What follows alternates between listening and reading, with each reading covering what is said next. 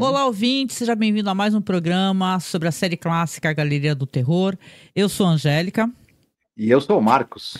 Hoje vamos falar aí sobre mais um episódio que tem 2 segmentos de histórias diferenciadas. Hoje vai ter episódio escrito pelo Rod Serling, um episódio de faroeste muito interessante, né? Que a gente estava até aqui elogiando, a gente gosta muito de quando ele aborda essas histórias do Velho Oeste, né? Com um olhar todo especial que o Rod Serling sabe ter para essas temáticas, né? O outro episódio é um episódio um pouco galhofa, um pouco engraçado, meio Lovecraftiano, mas vai ser um prazer poder compartilhar com você aqui as nossas impressões, né? Mas, no comecinho, eu sempre falo sobre os apoios, né? A gente tem uma pasta onde a gente tem todos os episódios de Além da Imaginação, Galeria do Terror, nossos programas em áudio sobre cada episódio. Se você puder e quiser acessar, por favor, você nos apoie, tá? O nosso apoio é super fácil de acessar. Pode ser via Pix, tá? Que é apoiomasmorra@gmail.com. Ou você pode apoiar pelo Apoia-se, tá? No Apoia-se você escolhe o valor que é mais adequado para você. Você pode dar de valor que você tiver como disponibilizar, de 10 a 20, 30, não importa. Que eu saiba, pode ser pelo cartão de crédito, então é uma maneira que você paga mensalmente, você não sente também.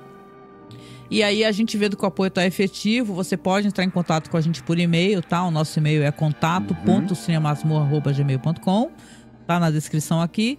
Que a gente manda o link da pasta também para você acessar, tá? Mas, como eu tava falando contigo, né, Marcos? Rod Serling e faroeste, né? Como é bom, né? Sim. O que a gente acessou já. Episódio número 18 da segunda temporada, e ele foi ao ar originalmente em 26 de janeiro de 1972. Exatamente. Pois é, né? A gente tá falando contigo que faltam poucos episódios para acabar, né? Porque isso. Vai até 22. Isso. Na contagem lá do IMDB vai até o 23, mas é que o episódio que aparece no IMDB como último, a gente já falou dele como um dos segmentos de um episódio anterior. Então são 22 mesmo. Exatamente, os releases são meio malucos, né? A gente, sim. Se você tá acompanhando aqui, você já percebeu que houveram várias maneiras de apresentar o programa, fizeram uma baguncinha gostosa. Então, às vezes, um segmento que tá numa posição, né, num release tá em outra, no outro. Então, a gente sempre fala de acordo com o release que a gente tá assistindo, né? Isso, até quando houve reapresentações da série, as coisas mudaram de posição. Tem a questão da série Sexto Sentido, que nós vamos ter que abordar, né? Vamos ver como é que a gente vai fazer isso, né? No podcast.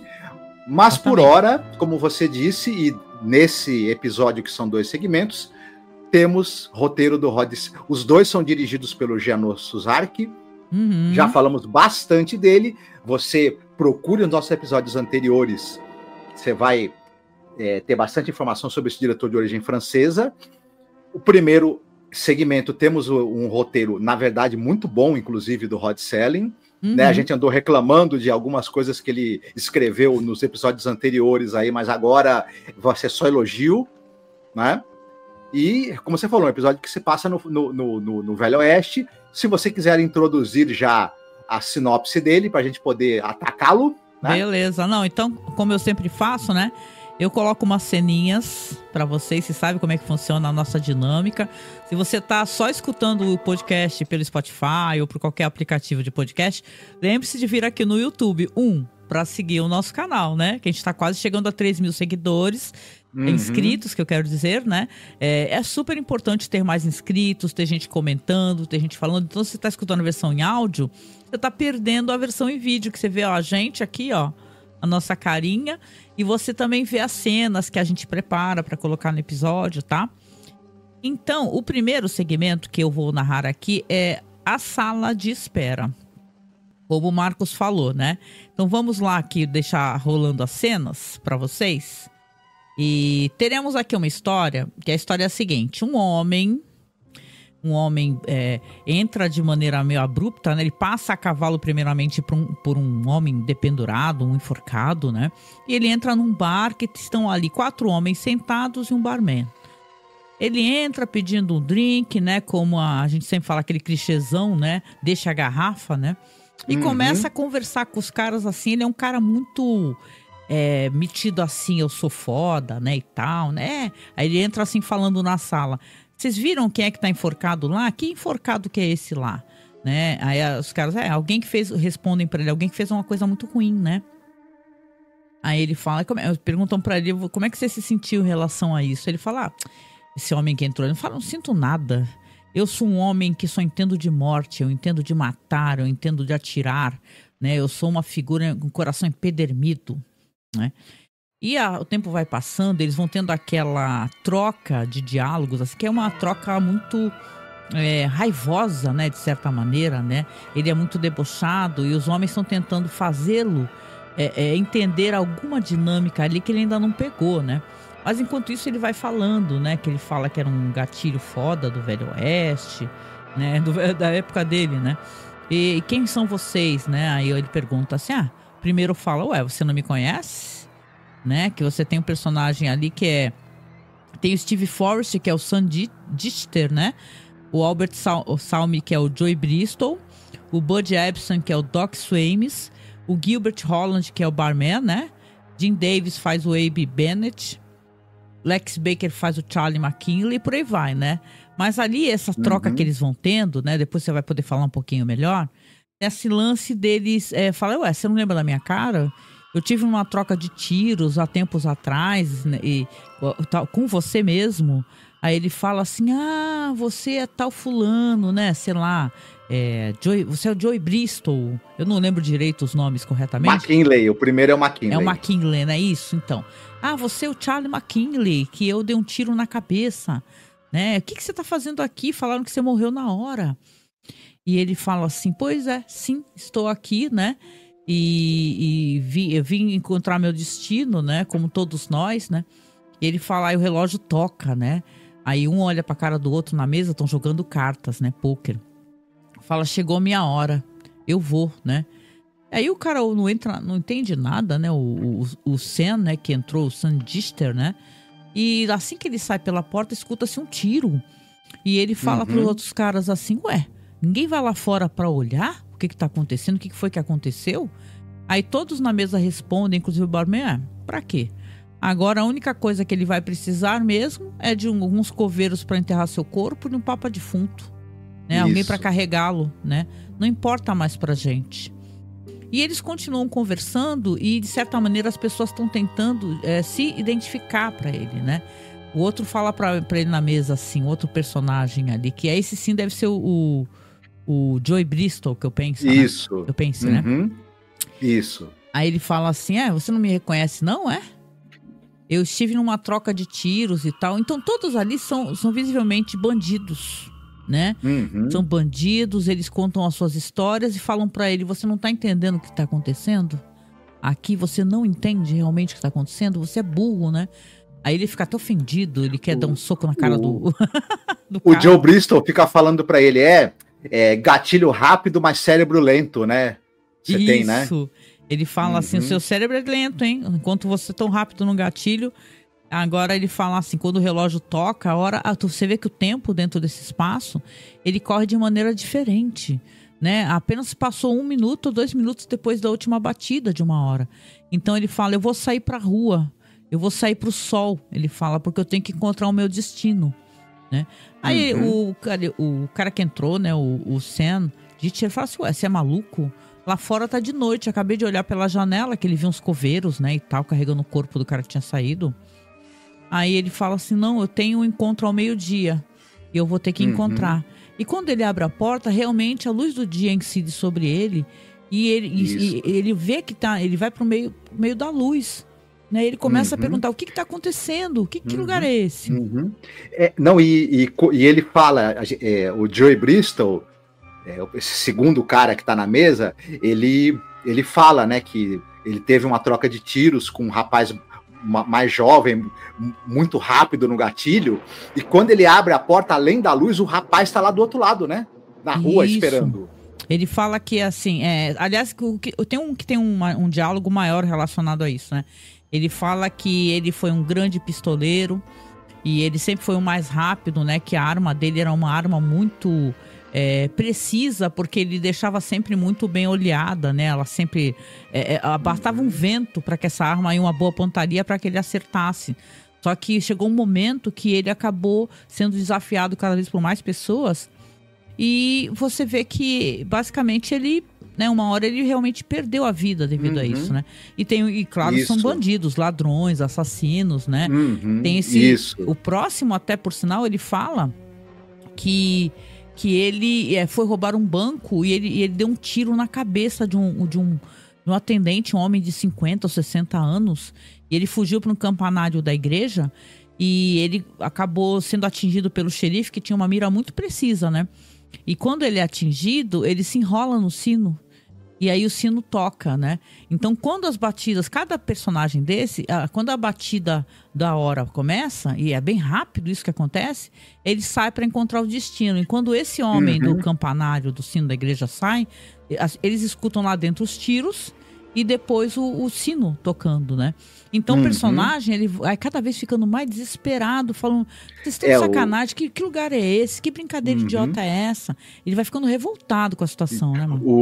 O Sandrister, né, que é esse pistoleiro que entrou no bar, né, no início, ele no começo ele tá todo cheio de banca, ele tá lá falando, não, porque eu sou parceiro da morte e eu sou muito bom para entregar a morte para quem precisa. E uma hora ele quer o Joe Bristol, né, o segundo cara que levanta, né, para encontrar o seu destino. Fala um negócio que ele não gosta, ele fala pro cara, pois pode levantar e falar isso em pé e já tá com a arma na mão, né? Isso. Só que à medida que as coisas vão acontecendo, toda essa autoconfiança dele vai começando a se esvair, ele começa a suar, né? Muito, e começar a ficar muito nervoso, porque ele tá vendo que esse bar talvez não seja um bar qualquer, né? E, enfim. Não, e basicamente, você vê, cada personagem tem uma história, né? Eles ficam chamando ele o tempo todo pro jogo de pôquer, e ele fala assim, ele não senta, né, pra jogar, né? E ele, como se eles tivessem um tempo muito reduzido, que eles tivessem que aproveitar aquele momento, né? E quando o médico faz o discurso dele, porque sim, tem um personagem que é um médico, né? Um velhinho, né? Você vê que a aparência dele é diferente, tá com um chapéu coco, né? E ele fala assim... Terno. Ele tá de terno, ele fala assim, olha, Deus me deu uma dádiva, que é a dádiva de curar, né? Eu sou um homem, que eu sou um ótimo cirurgião, só que como que eu usava?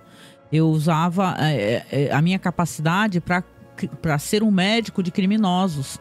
Então, cada vez que eu ajudava um criminoso a voltar ativa, essa pessoa matava outras pessoas, né?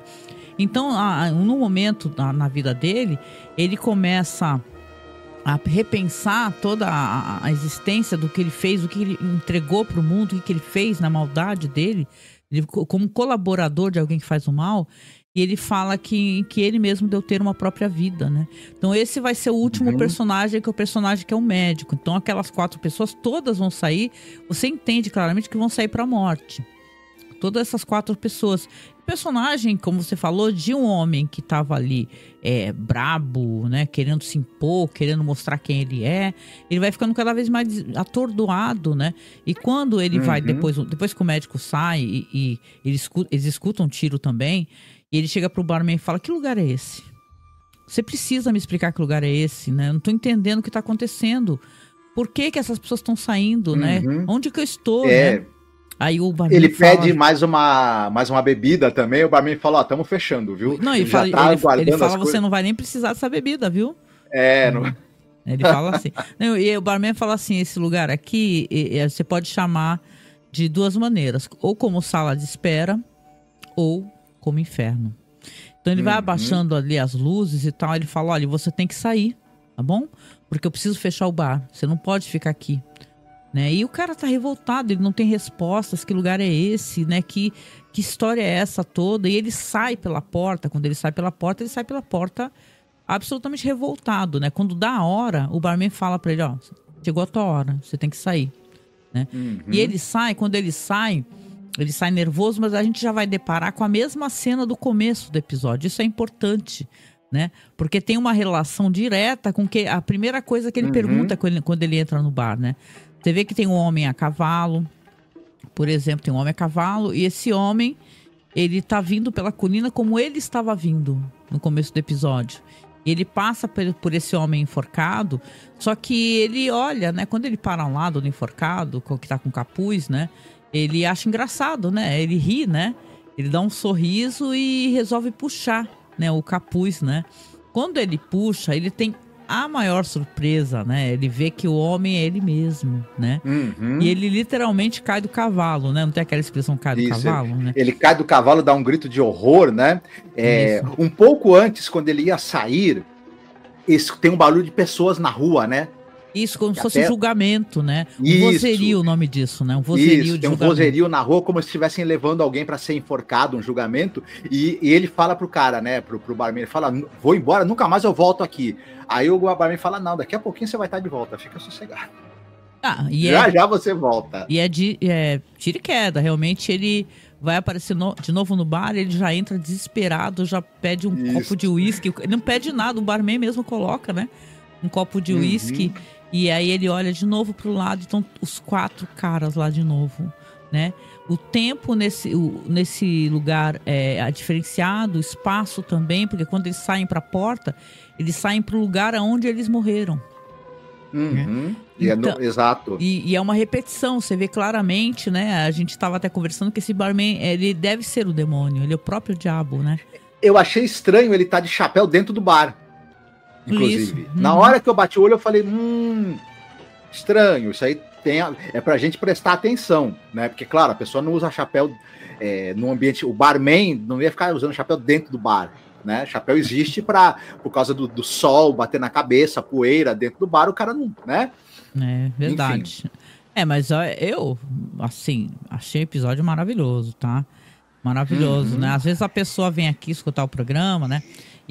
Sem assistir o episódio, mas eu acho que é fundamental que a pessoa assista esse episódio aqui, porque ele tem diálogos muito bons, ele tem um cuidado, assim, de uma antecipação. O Rod Serling sabe construir muito bem essa antecipação, né, Marcos? Ele não entrega logo de bandeja, você entende que tem uma coisa errada, e você pode até supor que ali, aquelas pessoas, obviamente, né, aquela saída para a porta é a saída para a morte. Mas o que exatamente? Mas mais do que isso, do que esse plot twist, que nem é um plot twist tão, né, que você se admira tanto assim, né? Porém, os diálogos são muito bons. Essa coisa da violência, né? Da violência que gera violência, da pessoa... a pessoa depois, né, do que foi resultado, morreu devido à violência. Tanto que o médico fala, né, Marcos? O médico fala, se você vive pela espada, você morre pela espada. Pode trocar isso para uma arma, que é a mesma coisa. Exatamente. A gente tinha reclamado de alguns roteiros do Rod Serling nos episódios anteriores, aqui que a gente falou recentemente. Aqui não há o que reclamar, muito pelo contrário, só há o que elogiar. Né? Ele faz um confronto muito bom das falas desse pistoleiro, do Drister, que são falas arrogantes. Ele tem orgulho de ser um cara rápido no gatilho, de ter matado um monte de gente. Ele tem essa empáfia e essa dessensibilização. Os outros, que já estão ali, né, no pós-vida, né, refletindo sobre tudo que fizeram e como a vida deles, uma vida violenta, uma vida... como aquela violência toda que permeou a vida deles era sem sentido, e como a vida deles também acabou de maneira prematura e triste, de uma forma violenta também. Então os diálogos, muito bem construídos, eles fazem uma grande reflexão sobre essa coisa da violência, das consequências de uma vida violenta, da falta de sentido disso, e desconstroem esse mito ali do pistoleiro, do cara durão ali do faroeste. O Rod Serling já tinha feito na série dele, The Loner, por exemplo, uma desconstrução desses mitos. Ele gosta muito, né? E você vê que no Além da Imaginação, em vários momentos ele faz reflexões sobre o quanto a violência, né, sobre o quanto uma vida, um cotidiano violento são perniciosos, são destrutivos, e o quanto eles deixam de feridas na alma das pessoas, né, na psique das pessoas. Aqui ele acaba fazendo isso também com diálogos que são muito pungentes, são inesquecíveis. Tem frases assim que você vai lembrar para sempre, né? Sim. Como essa que você citou do médico. Eu lembro do médico falando, né? Em algum momento ele falando assim, que ele salvou a vida, né, de homens que tiravam a vida dos outros com armas, né, de 6 tiros, e na gaveta dele ele também tinha uma arma com a qual ele ia tirar a própria vida depois, né? Então são frases assim muito bem construídas, e E os atores, né? Elogio a todos, estão todos muitíssimo bem. E tem um plot twist. Assim, esse episódio poderia ser perfeitamente um episódio de Além da Imaginação, sem dúvida. Ele é tão bom quanto bons episódios da série Além da Imaginação. Aqui o Rod Serling tava ali, ó. Mr. E o Janot Suzarik, né, que é muito bom, né? Não, isso, e assim, você vê que o Rod Serling, ele fazia isso nos anos 70, né? Porque se você tem a era do faroeste, né, e tal, eu acho que, sei lá, presumo que seja lá do coisa dos anos 50, 60, 70, né? Você tem essas grandes histórias de vingança, meu ódio será tua herança, eu sou Peckinpah, né? Mas tô falando assim, tipo, esses grandes faroestes famosos, né? Isso. A gente já tava nos anos 70, na época do faroeste revisionista, que também tinha essa coisa da nova Hollywood, então de uma outra maneira de enxergar isso. E é interessante como o Serling, ele tá antenado, né? De certa maneira, eu penso, alguém pegar e fazer um episódio onde você uma maneira de você criticar essa cultura, né, de endeusamento do faroeste, da violência, do tiro, né? Então alguém fala assim, qual foi o sentido da minha vida, né? Porque é uma coisa que as pessoas adoram, a gente adora um bom faroeste também aqui, né? Mas o lance é você ter alguém falando assim, olha, esse aqui é um episódio onde as pessoas vão refletir sobre a vida que elas tiveram, o que elas fizeram para as outras pessoas, entendeu? Não é esse negócio de depois que você morreu, você vira santo, né? Você vai pagar o preço, né? Isso, e vai pagar de maneira cíclica nesse inferno em que eles estão, né? Um episódio realmente muito legal, funciona como episódio de terror, funciona como episódio que é uma reflexão sobre a violência, funciona de ter um plot twist interessante, tem elemento de fantasia também, ó. Muito bom, muito bom. E aí, vamos falar um pouquinho aqui, já que a gente aproveitou para contar o episódio, que a gente achou que tinha mais sentido se a gente falasse de uma vez, né?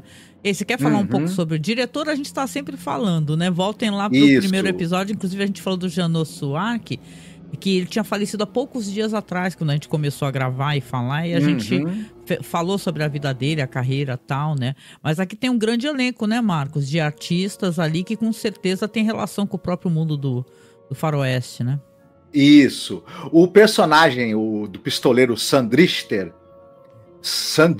desculpe, ele é vivido por um ator chamado Steve Forrest. Esse cara, eu sempre gosto de citar quando a pessoa participou de Além da Imaginação, né? Um ator que tá aqui em Galeria do Terror também participou de Além da Imaginação. E é o caso dele. Ele é daquele episódio da 4ª temporada, o 11º episódio, The Parallel. Você vai lembrar do cara que vai fazer um voo experimental e quando ele aterriza, o mundo tá mudado, né? É um mundo diferente do que ele tinha deixado quando ele decolou. E até na época eu citei que é muito parecido com um conto do conto Histórias Fantásticas do Bioy Casares, né?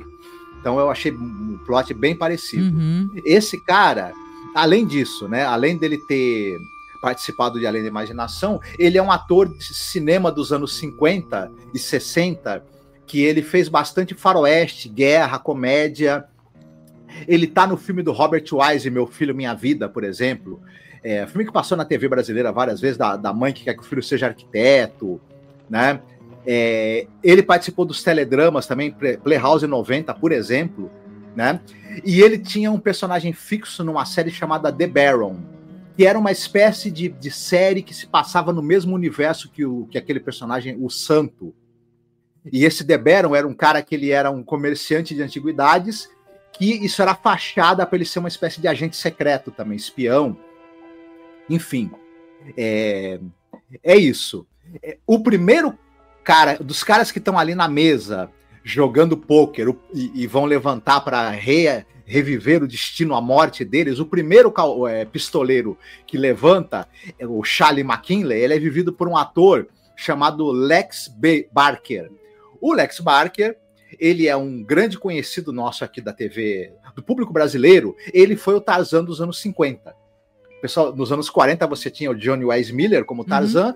Nos anos 50, os filmes do Tarzan eram com o Lex Barker. Falou até que teu pai adorava, né, essa fase do Tarzan. Quando passava o Tarzan na TV, Meu pai adorava, ele corria para ver, né? Ele queria ver, ele falava, olha, vai ter o Tarzan com o Lex. E meu pai sabia o nome do ator, ele falava, Lex Barker. Que legal. Maneiro. Né? O Lex Barker, além de ter sido Tarzan nos anos 50, ele também foi casado com a grande estrela Lana Turner, né? Mas ele, além disso, ele era um cara que depois que ele saiu do papel do Tarzan, ele fez muitos filmes de faroeste de ação, tanto nos Estados Unidos quanto na Europa, na Itália, na França, na Alemanha. Ele participou da série de filmes do Dr. Mabuse, por exemplo. E é interessante porque esses filmes de aventura, de ação, ele fazia filme de pirata, filme de guerra, filme de faroeste. Esses filmes que ele fazia na Europa, sobretudo os que ele fazia na Itália, depois passavam na TV brasileira, porque a TV brasileira passava muito filme B italiano. Então ele era uma cara que estava na TV, assim, nos anos 70, na TV brasileira, anos 80, ele tinha filme do Lex Barker até dizer chega, né? O terceiro, desculpa, o segundo cowboy que levanta, o cowboy não, pistoleiro, né? O Joey Bristol, é vivido por um ator chamado Albert Salmi. Nós já falamos dele quando falamos de Além da Imaginação. Ele está em 3 episódios de Além da Imaginação. Ele tá no episódio A Quality of Mercy da primeira temporada, o episódio de guerra. Com Leonardo Nimoy. Com o episódio que tem o Leonardo Nimoy, exatamente. Da terceira temporada, ele tá no... desculpa. Ele tá na primeira temporada no episódio The Execution, aquele episódio que um cientista, através de uma máquina do tempo, traz um pistoleiro que vai ser enforcado. Né, para os dias atuais, que na época era anos 60, né, óbvio. Sim. E só que ele descobre que o cara é hiperviolento e o cara não vai se adaptar, né, a viver nos anos 60, o pistoleiro lá do século XIX. Depois ele fez, na terceira temporada, o A Quality of Mercy, que vocês já citamos. Na quarta temporada, ele faz o episódio Of Late I Think of Cliffordville, que é aquele empresário, né, já tá idoso, um cara mau caráter, da pior espécie. Ele quer voltar no tempo para pegar as informações que ele tem, ele já velho, e ganhar mais dinheiro ainda, né? E ele faz um pacto com o demônio, que é vivido pela Julie Newmar, né? Então é um episódio divertidíssimo, muito legal, assim, da quarta temporada. O empresário se ferra, acha que... Porque ele tem todas as informações do futuro, ele vai chegar no passado, vou ficar multimilionário mais rápido. Nós citamos que ele fez os Irmãos Karamazov, a versão dos anos 50 do Richard Brooks. Ele faz o Smierdakov no filme, né? Um nome engraçado, né? Enfim. Enfim, falamos bastante da carreira dele. Ele fez também o filme do Elia Kazan, Rio Violento. Era um cara que ele fez muita coisa na TV e no cinema, um excelente ator, que infelizmente tirou a própria vida e a vida da esposa também, né? Mó triste. E, certo, o terceiro cara que levanta, o cara que é o assaltante de bancos, né, que é o Abby Bennett, ele é vivido por um ator chamado Jim Davis. O Jim Davis, ele fez bastante coisa ele era um cara que trabalhava no cinema nos anos 40 e 50, em filmes de faroeste, em filmes de aventura. Já a partir dos anos 60, ele trabalha em diversas séries de policial também, de western também, e faz alguns filmes de terror B. Também, inclusive. O doutor, que é o Doc Soames, né? Ele é vivido por um ator chamado Bud Ebsen. Esse cara é bem famoso. No Brasil, o pessoal vai lembrar, ele era o Jed da família Buscapé. Né? Ele era o patriarca, digamos assim, da família Buscapé. Aquele seriado que fez muito sucesso no Brasil, dos caipiras que vão morar em Beverly Hills, né? O pessoal que é mais velho vai lembrar. Ele também... Ele era o Barnaby Jones, da série Barnaby Jones, o Detetive, que era aquela famosa série também de um cara, que era um detetive, que já era um cara idoso, e o filho dele morre, o filho dele era casado, e ele e a nora se juntam para resolver casos. Era uma série que, na época, o pessoal até tinha um certo humor em relação a ela, porque como ele já era um cara bem velhinho, e tal, o pessoal falava, poxa, mas esse velhinho que é o detetive particular, que vai resolver os casos, exatamente. Então esse cara ficou muito famoso por esses dois personagens que ele viveu na televisão, né?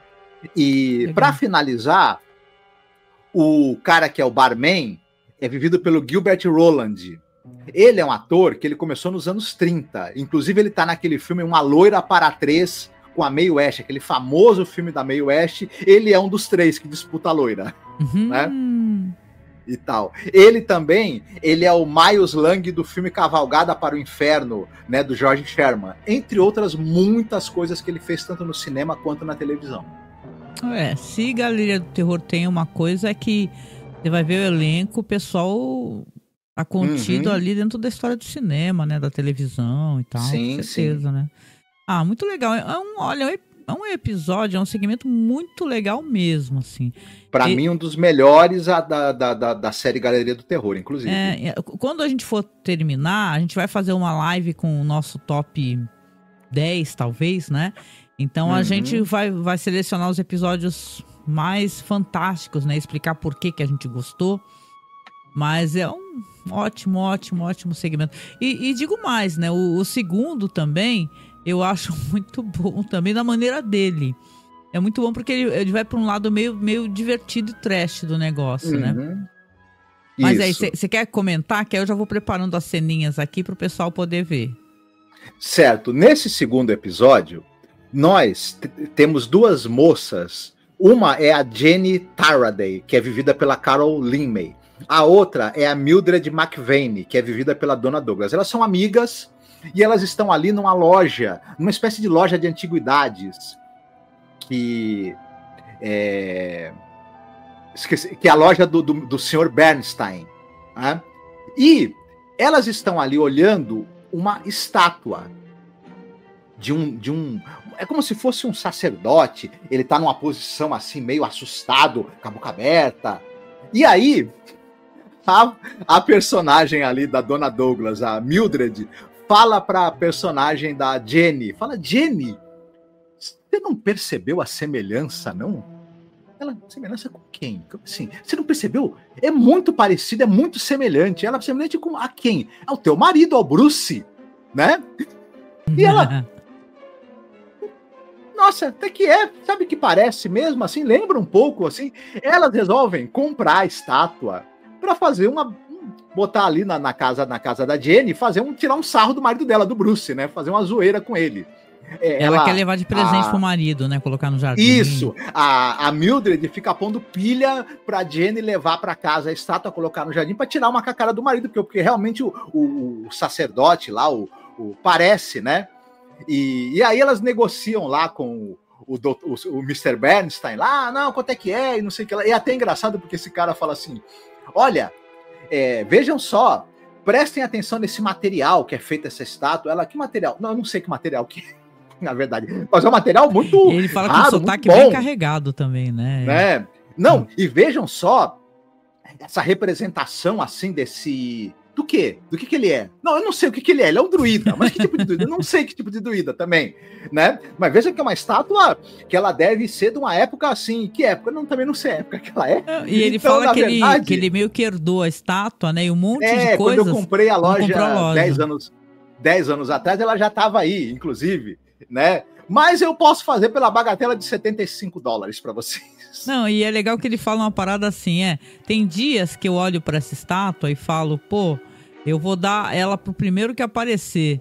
E tem dias que eu olho para ela e falo assim, eu acho que ela é uma peça muito importante, eu vou cobrar um valor alto. Aí elas perguntam, nesse dia você tá como hoje? Aí ele falava, pode levar por $75. O que não é barato, né, na época, uma parada assim. Não é barato. Elas compram a estátua, e a estátua é colocada no jardim ali, no quintal, né, da casa do casal. O marido dela é o Bruce Taraday, vivido pelo Bill Bixby. E ele vê aquela estátua lá, né, no quintal, né, ele olha para aquele negócio, fica olhando, né. Aí ela fala, não, comprei, meu bem, gostou? Ele, por que você comprou essa estátua? Por que você comprou esse troço? Não, você não percebeu essa semelhança? Ele, com o quê? Não, com você, a sua cara. Aí ele olha bem assim. Ele fala, você tá de sacanagem, que parece comigo. Porque a estátua tá assim, tá numa posição como se estivesse atirando alguma coisa e de boca aberta, assim, dando um berro, isso, né? Sim. Na verdade, a estátua meio que parece ele com barba. E, bom, ele acha aquilo meio, né, esquisito, mas enfim. né? E ele, antes de dormir, ainda fica falando pra ela. Fala assim, ó, não parece comigo não, tá? Ele ficou ofendido, né? Uhum. Isso, mas quando ele dorme, a estátua está ali na porta do quarto e ele começa a ter umas sensações muito estranhas, né? E como se a estátua estivesse falando com ele, estivesse querendo induzir ele a fazer alguma coisa. E aí coisas estranhas vão começando a acontecer. No dia seguinte, ele não tá nada legal com aquilo, ele tá meio achando aquilo meio estranho, e a esposa fala para ele, olha, vai preparando aí a nossa churrasqueira, tá? Que nós vamos ter uma visita, vamos fazer um churrasquinho para uma visita. Ele, quem é a visita? Né? Para minha amiga, para Mildred, né? A gente percebe que ele não gosta, né? Porque não, ele não vai nem um pouco com a cara da Mildred. Ele não vai com a cara da Mildred, isso. Isso, ele já tá bolado. Que furasse a Mildred todinha pra ela virar um chuveiro, uma parada assim. Isso, ele já sabe, ele já tá bolado com ela, porque ele convenceu a esposa a comprar esse raio dessa estátua, e essa estátua agora tá dando sonhos estranhos nele. Então alguma coisa não tá dando muito certo aí, não tá indo muito bem. Não, e tem uma parada, que ele vai pro jardim, eu olhei a estátua também de manhã, e ele vê que tem umas pegadas na grama, cara. Isso. Como se a estátua tivesse andado ali, alguma coisa muito pesada amassou a grama. Isso, lembre-se, a estátua apareceu na porta do quarto dele, ele achou que era um sonho, porém tem pegadas ali, né? Ele fica encafifado com esse negócio e ele vai lá na loja do Sr. Bernstein. E aí o Sr. Bernstein fala para ele, olha que coincidência interessante. Não é que depois que ela vendeu a estátua, chegou um cliente aqui, ficou interessado nessa escrivaninha que eu tenho aqui na loja há um bom tempo. E aí eu falei, ok, né? Vou limpar, vou tirar tudo que tem na escrivaninha, vou limpar para o cliente poder levar. No que eu tô mexendo, tem uns livros antigos. Eu comecei a folhear e eu dou de cara com a página do livro, que é uma foto, uma imagem dessa estátua, e atrás alguém datilografou uma série de informações sobre ela. Só agora, né? Sacanagem. E tal, aí ele percebe, tanto é que o Sr. Bernstein fala, inclusive na estátua, na original, ela tá segurando uma coisa, e a estátua que eles compraram não tem aquela coisa que a estátua tá segurando, parece um pé de cabra. Pé de cabra, alguma coisa assim. Até o Sr. Bernstein fala, se vocês quiserem eu posso dar um desconto de $10, porque tá faltando, né, uma coisa na estátua, eu quero que meus clientes fiquem satisfeitos. Aí ele, não, esquece isso daí. E aí ele fala... vai ter uma longa conversa com a esposa depois disso, né, porque meio pra falar assim, olha a porra que você trouxe aqui pra casa. Você trouxe pra casa uma estátua de um druida famoso por ser o Black Druida. Isso. Caramba. Nas informações que tem na parte de trás... daquela fotografia da estátua, ele fica sabendo que aquela estátua representa um druida, né? Esse druida, ele é o Bruce Black, que era um cara que era envolvido com feitiçaria, com assassinatos, com sacrifício humano, e é um ancestral. Ela acha pelo menos que é um ancestral, né? Devido à aparência, né? Mas ela fala que ele era um cara que tinha adeptos, ele é uma figura que acabou desaparecendo, né? Mas era uma figura criminosa. Isso, ele tinha uma seita que fazia sacrifício humano, assassinatos, estupros, é um negócio tenebroso, né? Isso. Não, e aí nisso ela vai falar do churrasco, né? Que ele vai até preparar o churrasco lá. E o churrasco tá lá, né? Ele indo acender o fogo lá no churrasqueira da hora até. E lá no fundo do quintal tem estátua, né? Só que quando ele olha de novo, a estátua tá perto de novo. Aí ele já começa a ficar assustado. Isso. Ela vai se aproximando. É engraçado que começa a ter uma espécie de uma luz vermelha na estátua e nele. A gente deduz ali. Eu achei um recurso bacana, que é naquele momento em que tem uma luz incidindo vermelha tanto sobre a estátua quanto sobre ele, indica que a estátua está exercendo algum poder ali telepático sobre ele. Ele começa a ver o fogo da churrasqueira, que é um fogo pouquinho, vira uma labareda enorme. Como se fosse um fogo sacrificial, né? Isso. E ele vai começar depois... Né? Exato. Tá o gato do vizinho ali no quintal dele, e a estátua começa a influenciá-lo dele querer pegar o gato e jogar ali no fogo. Mas antes disso acontece uma coisa importante, né? Isso, mais ainda. Porque antes disso, ele começa a ir lá para meio que ofender a estátua, né?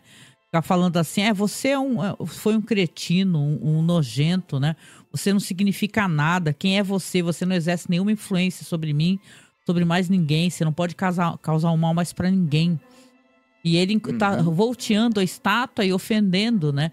E quando ele olha pro lado e sim, começa a ter aquela, como você falou, uma espécie de luz diferenciada, tá quem? Tá aquela amiga da mulher dele, né? A Mildred McVane, né? E ela chega do nada. E eu acho que até a roupa dela também parece uma roupa meio de uma vestal, de certa maneira. Acho que é proposital isso daí. O cabelo, a roupa, sim. A roupa. E ela começa a conversar com ele e falar assim, tua esposa tá aí? Aí ele fala, tá lá em cima se maquiando, e a luz vai aumentando no rosto dele, né? E você vê que ela tá flertando com ele. E tem certo momento que ele vai dar um beijão nela. Ele agarra ela e dá-lhe um beijo, que ela corresponde, né? Isso. Aí, quando ele percebe o que ele fez, né? E ele fala, você não vai contar pra minha esposa. Ela fala, não, só se você não disser pra mim que nunca mais vai fazer isso de novo. Porque, na verdade, eu gostei. Não, e a chama tá subindo, né? Conforme eles vão se beijando, é o fogo da paixão, cara. A chama tá ali comendo, ali subindo e tudo. E aí, depois desta cena, que vem a cena do gato, que é alerta de gatilho e de gatinho, né? Porque ele, basicamente, ele vai começar a ter ideias, né? Tanto que a esposa aparece na janela, né? Pergunta porque ele gritou, né? Pra estátua, pra ficar longe dele. Aí ele fala que é o gato do vizinho que tava ali espantando os pássaros, né? E aí ele vai começar você vê que ele tá influenciado, né? E aí ele vai chamar o gatinho, gente, e ele vai pegar o gatinho, começa a ter ideias, ele tá iluminado por aquela chama, ele vai ter ideias de jogar o gatinho, né? Só que, né? Na hora que ele tá quase fazendo isso, a empregada aparece na porta, né? E dá um berro, dá um grito, né? E dá um berro aí quando vem todo mundo correndo, ela fala assim, ele tava querendo jogar o gato na churrasqueira, ele tava querendo queimar o gato. Aí ele vira e fala assim, essa velha é louca, né? Ele não fala isso, essa velha é louca, não tá fazendo nada disso. Vai embora daqui, saco velho, né? Filha da puta, né? Aí a mulher que trabalha na casa, ela fala assim, olha, eu só vou trabalhar só hoje, eu não vou mais trabalhar pra vocês, tá? Hoje à noite eu empacoto minhas coisas e amanhã tô indo embora. Não, e a mulher dele fala uma coisa interessante, quando ela aparece na janela, ela fala assim, olha pra estátua ali atrás de você, dá uma olhada, olha pro rosto da estátua, parece que os olhos estão brilhando, tem uma cor diferente, né? A estátua realmente estava ali exercendo influência sobre ele. E você vê que tá diferenciada a estátua. Tá como se ela tivesse um brilho, né? E os olhos vermelhos também, né? Então, ele talvez não saiba o que ele fez, né? Ele ainda foi lá para ofender, né? Esse druida, né? Essa criatura que tá ali, que a gente entende e parece que tá petrificada ali naquela estátua, né? Porque tem uma coisa que chega a se... eu não lembro quem comenta, eu acho que quem comenta é o Sr. Bernstein, o dono da loja, que acreditava-se que ele conseguia transformar as pessoas em pedra, esse druida, né? Isso, só que pelo jeito alguém conseguiu fazer isso por ele, né? E aí vem a cena, vocês estão vendo aí agora, tá passando, aí vem a cena do gato, gente, eu fiquei revoltada nessa hora, tá? Ele chamando o gatinho branco, lindinho, e indo colocar, né, o gato, claro que ali não tem fogo, né, gente, pelo amor de Deus, né? Mas tem uma luz vermelha, né? Aí, ai meu Deus, que ódio, nesse momento, né, deu um desespero, né? Mas você vê que não tem nenhuma chama ali, né? Nenhum animal foi ferido. Aí fica aparecendo imagens do druida, né? Influenciando ele, aquela cara barbuda que é o próprio ator, né? De barba, né? Então, mas é uma cena que dá uma coisa, fazendo, né? Aquela cara de mal, engraçadíssima. É que o Bill Bixby é uma figura, né? Tá ótimo, né? As colaborações dele em Galeria do Terror são ótimas, né? Mas esse episódio, ele tem esse tom que é um tom que eu acho que vai mais pra galhofa, de certa maneira, né? Bem mais, né? Até lendo um pouquinho sobre o episódio, né? E você quer dar uma paradinha por aqui pra depois a gente continuar? Sim, quer que eu fale sobre o elenco? Vamos lá então pro elenco? Que eu quero falar algumas coisas também que eu acho interessantes aqui, relacionadas ao episódio também. Sim, o roteiro é do Alvin Sapinsley, nós já falamos, ele escreveu 6 segmentos do Galeria do Terror, né? Já Isso. falamos bastante sobre ele. Dê uma olhadinha. É baseado, vagamente baseado, tá? Em Out of Eons, de Hazel Heltz e Lovecraft também, né? Dizem que é uma espécie de colaboração, né? Alguma coisa que ela fez nesse sentido. Uhum. A história lembra um pouco o caso de Charles Dexter Ward, por exemplo, mas podemos até falar disso mais para frente. O pessoal também relaciona também eu até andei procurando para tentar ler, né? O pessoal até relaciona com uma outra história também de uma múmia, sabe? Que a mulher é muito parecida, na verdade, com essa história da múmia. Que é onde o cara pega... É uma múmia que tem um cérebro humano, né? E vai se transformando, né? Certo. No caso de Charles Dexter Ward, o cara herda uma casa e tem um quadro de um ancestral dele que era um alquimista e um bruxo. E aí o quadro começa a influenciar ele também a fazer coisas terríveis. Encontrei o nome do conto aqui. Dizem que essa daí de certa maneira, é uma adaptação de The Stone Image, de Sherwood Queen, né? Que é uma esposa que compra um antigo ídolo de pedra que atormenta o marido e que se move à noite, né? Mas o pessoal acha que é uma certa coincidência ter essa temática parecida, né? Mas o pessoal relaciona, né? De qualquer maneira, é uma história bem divertida aqui. Uhum. A gente falou, né, que a história começa com as duas, né, moças que são a Jenny e a Mildred numa loja, né? A Jenny Taraday, ela é vivida por uma atriz chamada Carol Linley. Ela era uma atriz que nos anos 50, ela participou de vários teledramas, também participou de séries como Hitchcock, Our Hitchcock Apresenta, né? Ela, depois no cinema, isso na televisão. No cinema, a carreira dela está relacionada um pouco com a carreira do diretor Otto Preminger, né? Porque ela esteve em 2 filmes dele, o Cardeal e o Bunny Lake Desapareceu. Olha. Né? Sim, 2 filmes do Otto Preminger conhecidos. Ela está no elenco dos filmes. Ela também teve um filme chamado Chama Ardente, que era uma espécie de biografia da estrela de Hollywood, da Jean Harlow. E ela, nesse filme, ela interpretou a própria Jean Harlow. Né? E outra coisa também, ela participou de um filme que eu gosto bastante, que é um filme que é o filme de catástrofe, talvez, que eu mais gosto, que é O Destino do Poseidon. Aquele filme com o Gene Hackman. Nossa, eu adoro esse filme, muito bom mesmo. Se você nunca assistiu, assista, que vale a pena. E ela, que eu lembre, ela faz um personagem que é muito comovente, porque ela é uma moça que ela tem muito medo. Eles precisam, o barco está afundando e eles têm que tentar subir, né, para uma parte do mais próximo ali do nariz do barco, assim, para não serem tomados pelas águas, não morrerem afogados. E tem que passar por uma série de lugares muito difíceis, íngremes, tem que passar nadando por uns locais ali complicados, tem lugar que está pegando fogo. E ela tem muito medo de altura, ela tem muito medo de nadar, de morrer afogada. Então ela é um personagem que, ao longo do filme, vários outros personagens, que são pessoas bem mais velhos do que ela, vão tentando animá-la, vão tentando dar coragem para ela conseguir continuar. E ela vai ser um dos personagens que sobrevive, inclusive, que eu me lembre. Então, a Mildred McVane é vivida por uma atriz chamada Donna Douglas.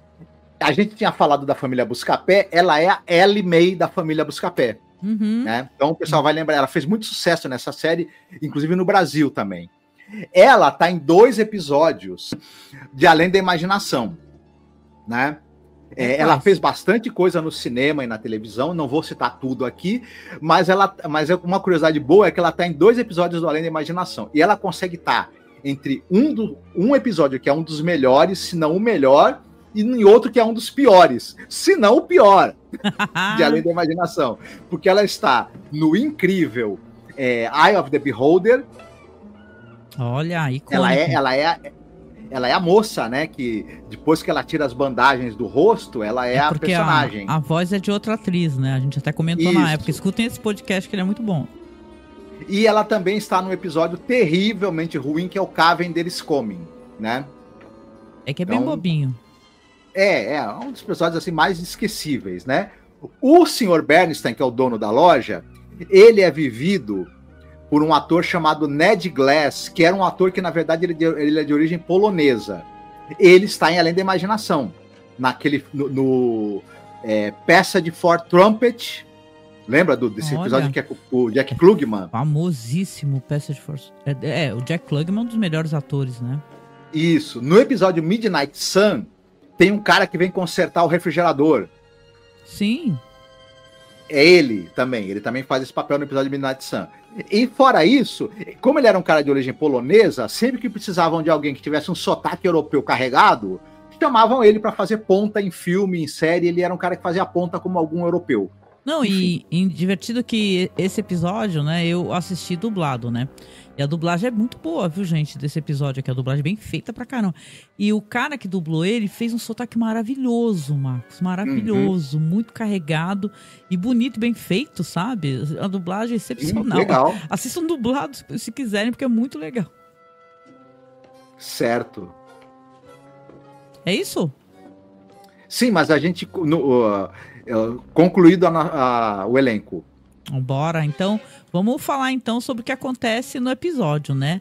No final aqui, porque o que acontece é divertido. Vamos lá, sim. Então. Tati, você fala ou eu falo? Não, eu posso falar, se quiser eu falo. Uhum.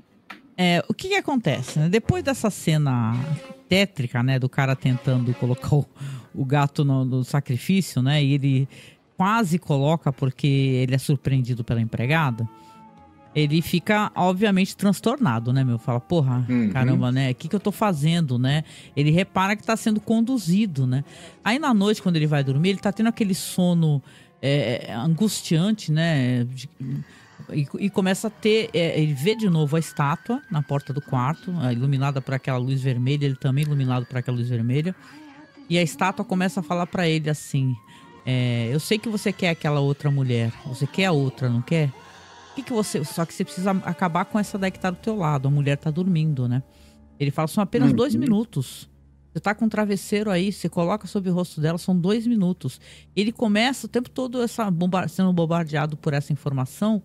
E você vê que ele tá quase cedendo, né? Ele tá quase asfixiando a esposa, tá prestes a asfixiar a esposa, né?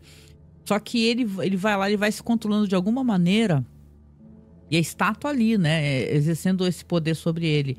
E ele tá lá já com o travesseiro bem em cima da cabeça dela e tal.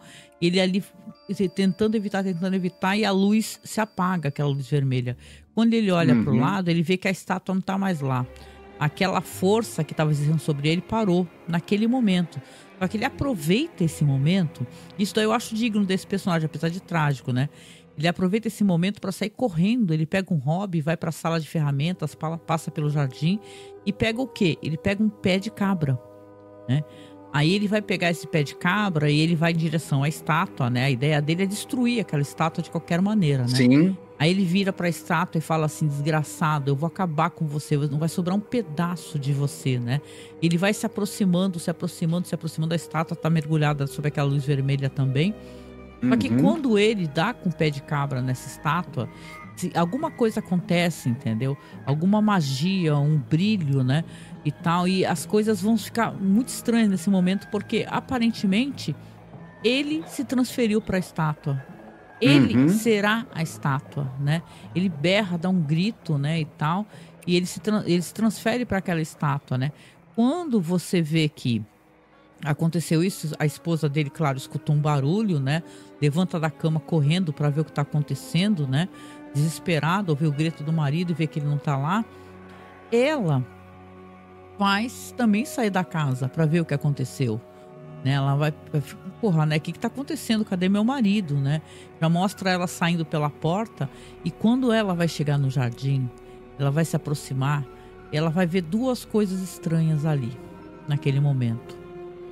A primeira coisa tem um homem caído no chão, uma roupa branca, e ela olha para a estátua não tá mais com barba, a estátua tá com a aparência do marido dela, inclusive com hobby, né, dá a entender que a roupa também se alterou, né, e aquele homem tá caído no chão, né, porque aquele homem tá caído no chão ainda desacordado, só que ele começa a abrir um sorriso, né, Tipo assim, ele fez o que ele queria, né?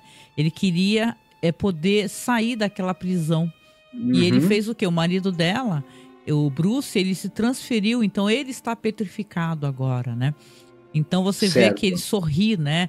E fala, a cena é cortada nesse momento quando ela olha com horror, né? Pro homem no chão e olha pra estátua. E ela entende o que aconteceu, né? O marido dela agora é um prisioneiro ali. Cara, o episódio ele termina de uma maneira que é muito estranha, né? E até tenho consideração em referência a isso, apesar do episódio ser interessante e divertido. Essa amiga dela, a Mildred, ela vai estar de novo no antiquário, né? No cara lá, né? E vai estar com essa nova estátua aí, né? E o antiquário tá falando assim, verdade que a sua amiga não quis trazer a outra estátua também, né? Essa aqui tá completa, né? Tá até com que antes não tinha isso na mão, né? Outra estátua tava faltando esse apetrecho, né? E aí ela fala assim, ela não quis, né? Ela só vendendo essa, né? Pro senhor, né? Pro senhor poder revender aí. Só que essa amiga, acho que é importante esse momento a gente falar, porque isso daí é uma crítica que as pessoas fazem nesse segmento. Eu acho que é uma crítica justa, tá? As pessoas dão a entender que essa amiga dela é uma espécie de acólita desse druida. Sim. E tal, só que o episódio não esclarece isso daí de maneira nenhuma. Só que ele não constrói isso. Não, o episódio ele mostra que ela tá ali sorrindo, ela tá feliz, como se tipo assim, ela tivesse conseguido finalmente fazer o que o mestre dela mandou, né?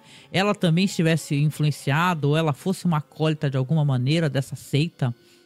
E ela tá ali sorrindo e tal, e o episódio vai terminar desta maneira, né? Com foco nessa estátua ali, ela sorrindo como se tudo tivesse acontecido como eles esperavam. Só que eles não deram nenhuma indicação, né? Que ela, tipo assim, não foi construído isso dentro do episódio. Dá pra entender que ela tá com uma roupa lá meio de vestal, naquele momento onde ela atrai ele, é uma coisa proposital, né? Eles falam que tem uma seita em torno desse druida, uma coisa assim, que ele comandava uma seita, mas não constroem que a seita existe até hoje, que ele tenha seguidores. Enfim, a gente deduz que... assistindo, eu pensei assim, ok, a seita deve ter existido, continua existindo até hoje, eles sabem que esse cara, ele é descendente deles, do cara... Né? Ela se aproximou da esposa do cara de propósito para se infiltrar ali, fazer amizade e se infiltrar na família para poder depois engendrar esse plano todo, né? Sentir falta disso, né? Deles colocassem alguma indicação, né?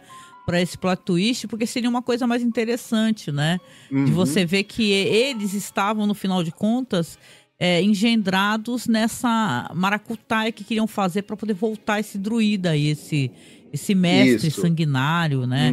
Então, é só o que faltou, porque assim, achei o segmento divertido, tá? Achei o segmento divertido.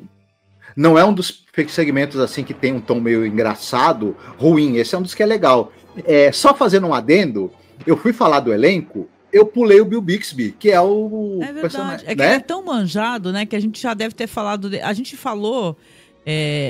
já falou do episódio do Vincent Price? Acho que ainda não, né? Não. É por da terceira isso. temporada. É porque o outro tem mais um episódio com o Bill Bixby, que é com o Vincent Price, tá? E é um episódio do caramba.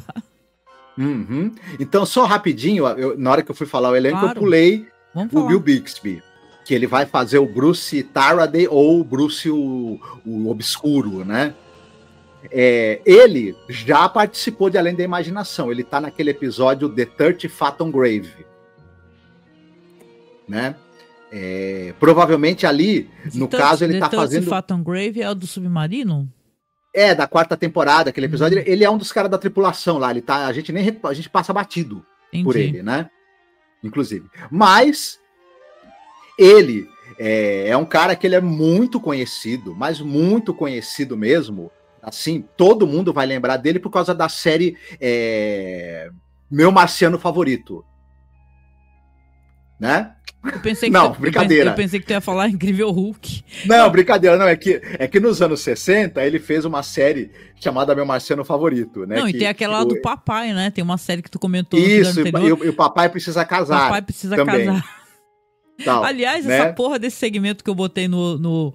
Por favor, né, se inscrevam no canal aí, que esse segmento minúsculo que eu coloquei do Papai Precisa Casar, o YouTube desmonetizou nosso vídeo. Raios, hein? Uma série dos anos, sei lá, dos anos 60, a série que ninguém lembra dessa merda. O YouTube foi lá e desmonetizou.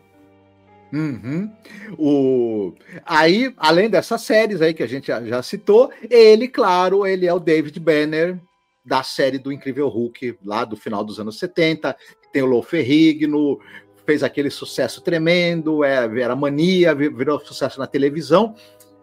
O Bill Bixby, além disso, ele fez uma série de outras séries, filmes e filmes para televisão, e ele também era diretor. Ele dirigiu vários episódios da série Papai Tem que Casar, que ele era o protagonista, né? Ele dirigiu também um filme chamado Blossom. E ele dirigiu também, porque depois da série do Incrível Hulk, teve os filmes, né? A série acabou, mas tiveram vários filmes. O Retorno do Incrível Hulk, o Julgamento do Incrível Hulk, a Morte do Incrível Hulk. Eu lembro dessa porra toda. Ele dirigiu A Morte do Incrível Hulk, por exemplo, o filme. Durante a carreira, ele dirigiu diversos episódios de séries, dirigiu filmes para televisão. Ele também era diretor do Bill Bixby. Ele acaba falecendo por volta antes dos 60 anos de idade, se eu não me engano, devido a um câncer e tudo mais. Que pena. Né? Sim.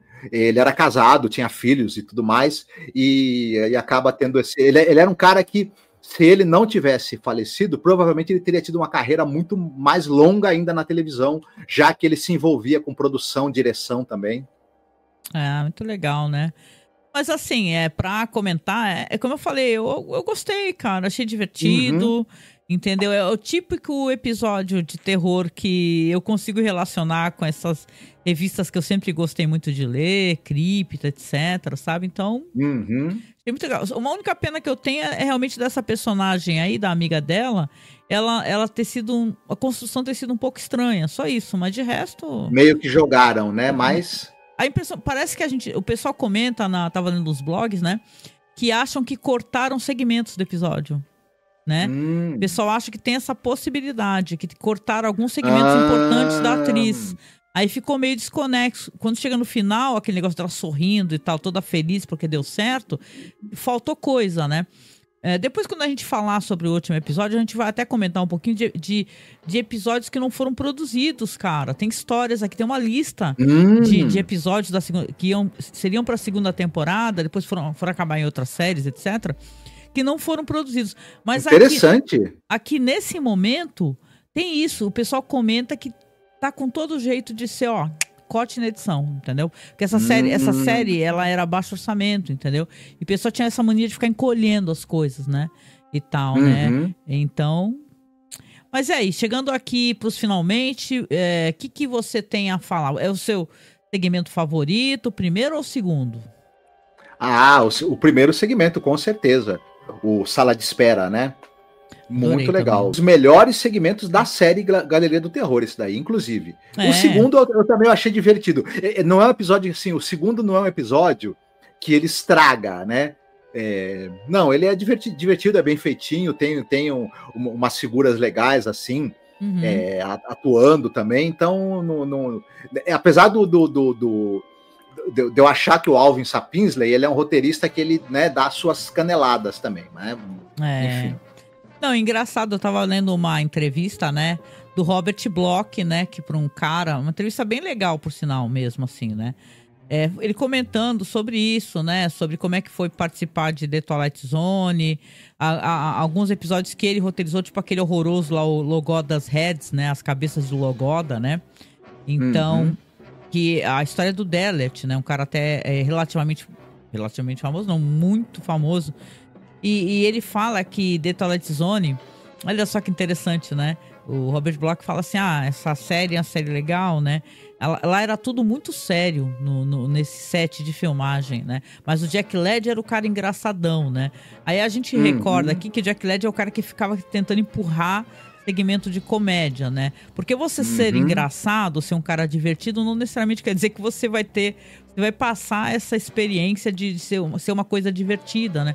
Porque você vai tentar explicar para um roteirista da qualidade do Rod Serling e de outros roteiristas, né? Outros diretores, que você vai botar uma bobagem logo depois do episódio dele, ninguém vai gostar, né? Não. Ele até fala que ele fez essa adaptação aí de... Não o Robert Bloch, né? Mas o Sapinski, né? Quando ele fez essa adaptação dessa história, e ele ficou um pouco assim... Porque é uma história que não tem absolutamente nada a ver com essa história aí Lovecraftiana, ou então essa outra que eu falei sobre a múmia, né, e tal. Então, ele fala... normalmente quando eu faço as adaptações, as pessoas não gostam muito que altere nada da sua história. Então, ele fala que Logothas Red é aquilo mesmo, viu? A história, aquela ruindade toda, é isso mesmo. É uma história ruim mesmo e cheia de problemática mesmo. E acho interessante colocar esse componente, porque quando a gente tá fazendo pesquisa pro episódio, eu gosto de ler textos sobre, eu gosto de ler entrevistas. E aqui o Sapinski fala que ele se divertiu muito fazendo esse segmento aqui dessa última história que a gente contou, sabe? Já certo. A questão do Rod Serling com a primeira história, que é a Sala de Espera, impecável, absolutamente impecável, não tenho que tirar nem pôr, é uma ótima história, ela não tem menos ou mais do que deveria de tempo, né? Então, basicamente, você tem uma história muito boa e ela se põe a questionar o fascínio do ser humano por essa espécie de violência cinematográfica nessas histórias de faroeste, coisa que o público estadunidense é louco por isso, né? Não só eles, obviamente, né? Mas muita gente é totalmente obcecado e tal. E é interessante, né? Porque você também... Você se pode questionar o que o pessoal consome, né?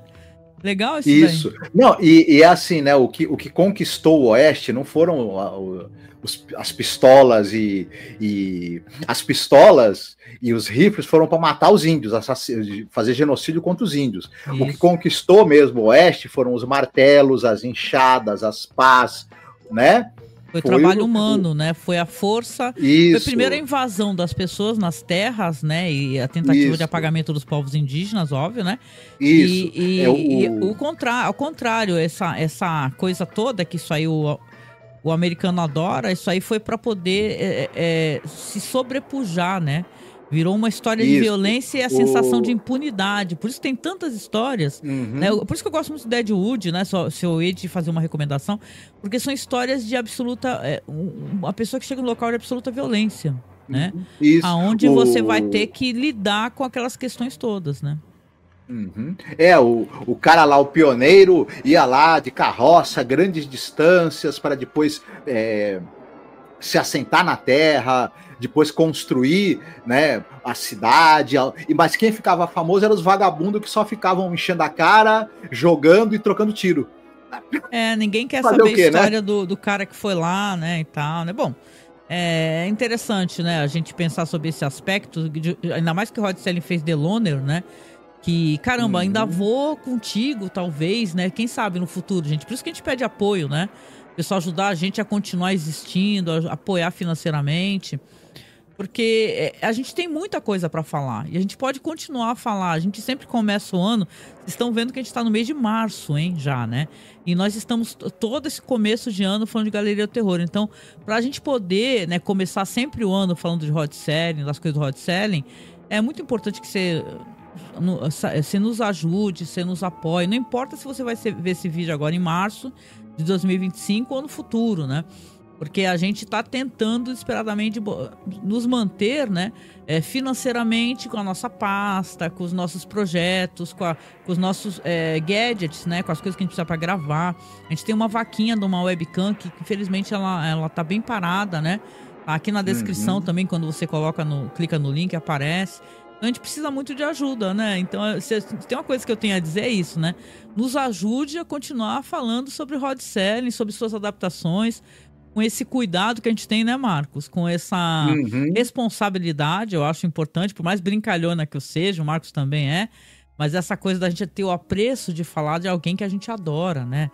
A gente gravou, na época, com o Igor Karastanoba, né? E ele escreveu um livro maravilhoso que eu recomendo, eu vou deixar o link aqui na descrição para você, está à venda na Amazon, né? aonde a gente pode ter o prazer de conversar com alguém que também tem o mesmo prazer que a gente, que é estudar o Rod Serling, sua obra, sua vida, né? Então a gente quer continuar fazendo isso, né? Então ajude a gente a continuar, tá? O nosso apoio pode ser por Pix, é apoiomasmorra@gmail.com ou via Apoia-se, tá? Que você pode doar quanto você puder, mensalmente. Costuma ser pelo cartão de crédito, que eu lembro. Então ajude a gente a continuar. E esse foi um ótimo podcast, gente. Foi bom a gente conversar. Eu tô muito ansiosa. Faltam poucos episódios, tá? E lembrando aqui, reiterando aqui no final, que nós iremos fazer aí uma live com os nossos top 10, né, Marcos? Uhum, exatamente. Os que a gente mais gostou, de repente os que a gente menos gostou também, enfim. Com isso, a gente vai finalizando o nosso programa aqui. Muito obrigada por nos acompanhar. Espero que você esteja conosco aqui até o final desse projeto, né, dessa temporada. Então, até o próximo podcast. Beijão. Tudo de bom. Até lá. Tchau, fiquem bem.